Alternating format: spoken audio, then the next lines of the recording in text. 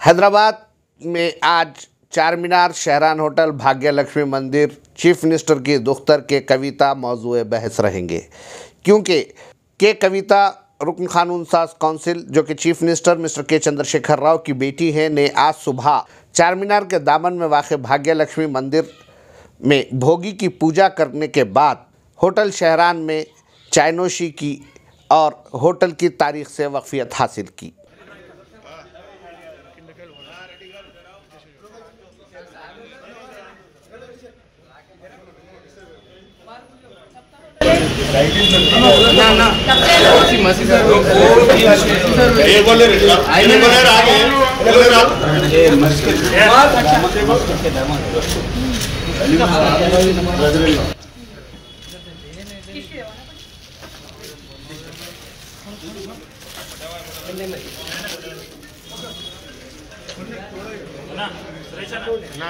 Biscuit मन में bake చేస్తాం अपना बेक करते हैं करी के बाद बेक करते हैं।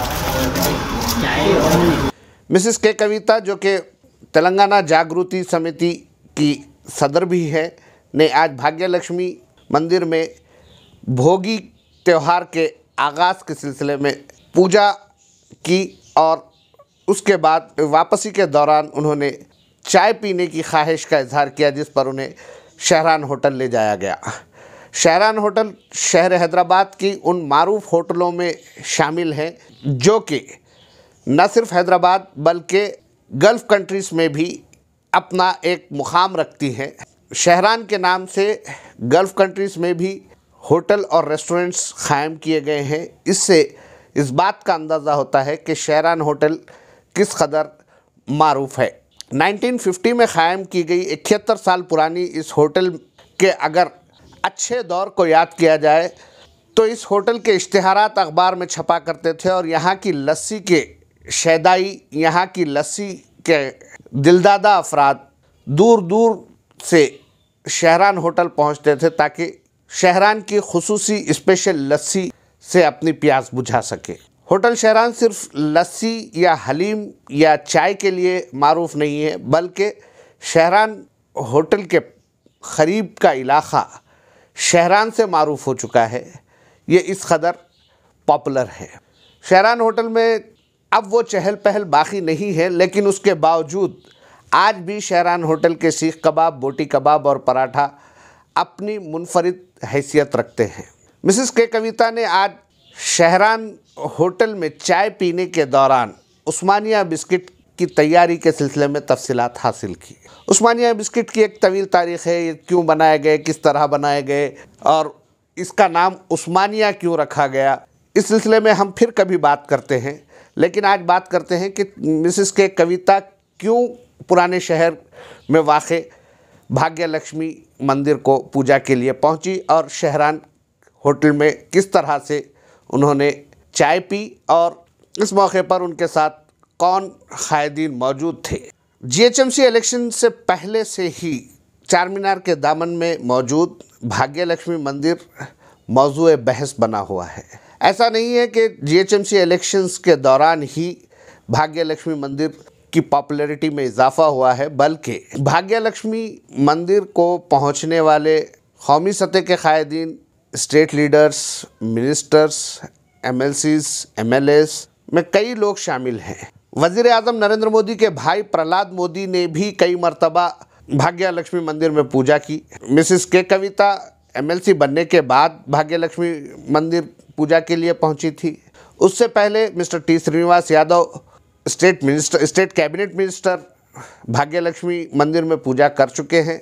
लेकिन जीएचएमसी इलेक्शन के दौरान, कैंपेनिंग के दौरान central home minister mister Amit Shah ने भाग्य लक्ष्मी मंदिर में पूजा करते हुए अपनी कैंपेनिंग का आगाज़ किया था। उसके बाद इस मंदिर की पॉपुलैरिटी में और ज़्यादा इजाफा होता चला गया। जीएचएमसी इलेक्शंस में भारतीय जनता पार्टी ने भाग्य लक्ष्मी मंदिर को अपना की कैंपेन इशू बनाया, इसको काफ़ी अहमियत दी गई। बंडी संजय ने कैंपेन का आगाज़ करते हुए इसी मंदिर से चीफ मिनिस्टर को चैलेंज किया था। इलेक्शन ख़त्म होने के बाद जो कारपोरेटर्स बीजेपी के मुंतखब हुए हैं, इलेक्ट हुए हैं, उन्हें भाग्यलक्ष्मी मंदिर के सामने ही हलफ दिलाया गया। पार्टी सदर के अलावा दीगर अरकान असेंबली, अरकान पार्लियामेंट भी उस वक्त मौजूद थे।